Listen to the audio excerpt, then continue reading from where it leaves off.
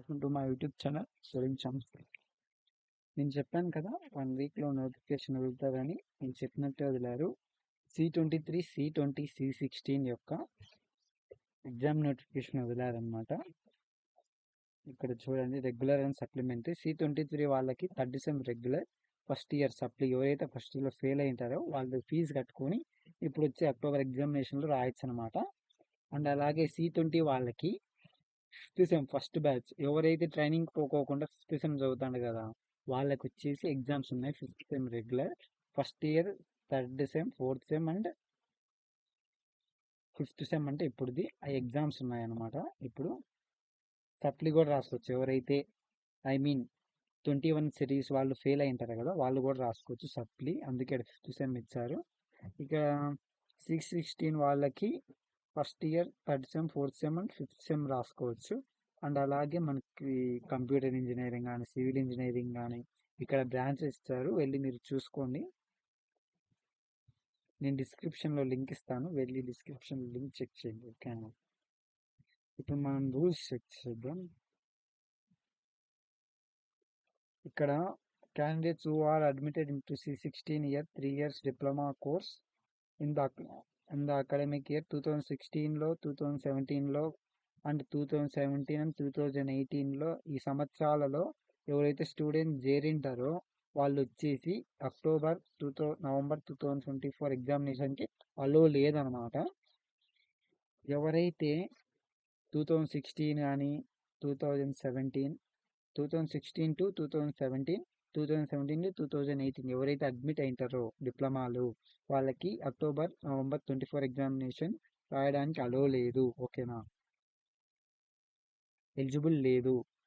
Candidates who admitted 316 3.5 year అంటే ఇది మనకి లేదు, బట్ టైం చెప్తాను. 3.5 ఇయర్ డిప్లొమా కోర్సు జాయిన్ అయిన వాళ్ళకి కూడా ఎవరైతే 2016 2017లో జాయిన్ అయినారో వాళ్ళకి నవంబర్ 24 ఎగ్జామినేషన్ అలో లేదు, ఎలిజిబుల్ ఉండదు.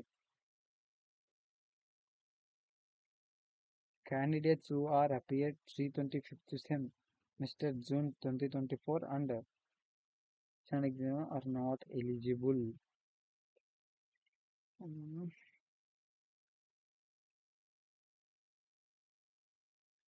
ఎవరైతే జూన్ 2024లో ఇన్స్టాన్స్ అప్లై రాసింటారు కదా వాళ్ళు వచ్చేసి ఇప్పుడు 5th సెమ్ ఎగ్జామ్స్కి అలో లేదనమాట. 5th సెమిస్టర్ ఎగ్జామ్స్ ఒక్కటే అలో లేదు నవంబర్లో జరిగే 5th సెమ్ ఎగ్జామ్కి. ఓకేనా? ఇప్పుడు మనకి ఫీజు చూద్దాం. ఇక్కడ థియరీ అంటే మనకి ఎక్స్టర్నల్ ఎగ్జామ్ పెట్టేటప్పుడు 21/10/2024 అది టెంటేటివ్లు ఇచ్చారు. నాకు తెలిసినంత వరకు ఈ డేటే కుదురుతుంది మీకు ఎగ్జామ్స్. కరెక్ట్గా మీకు ఒకే నెల ఉంది. ఫీజ్ పేమెంట్ ఎప్పుడు స్టార్ట్ అవుతుందంటే 24/09/2024 ఈ నెల 24న స్టార్ట్ అవుతుంది. అండ్ అలాగే వితౌట్ పెనాల్టీ కట్టాలంటే ఫైన్ లేకుండా ఫీజు వచ్చేసి లాస్ట్ డేట్ వచ్చేసి ఈ రేపు నెల 3/10/2024.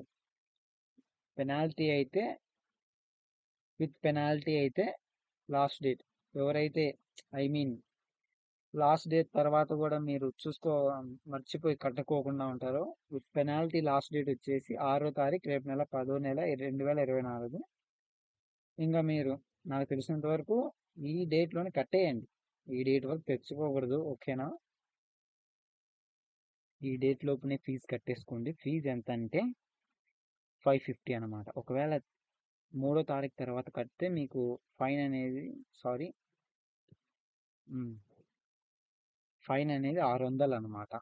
600 ప్లస్ 550 ప్లస్ 600 3వ తారీఖు దాటితే 600 ఫైన్ ఉంటుంది.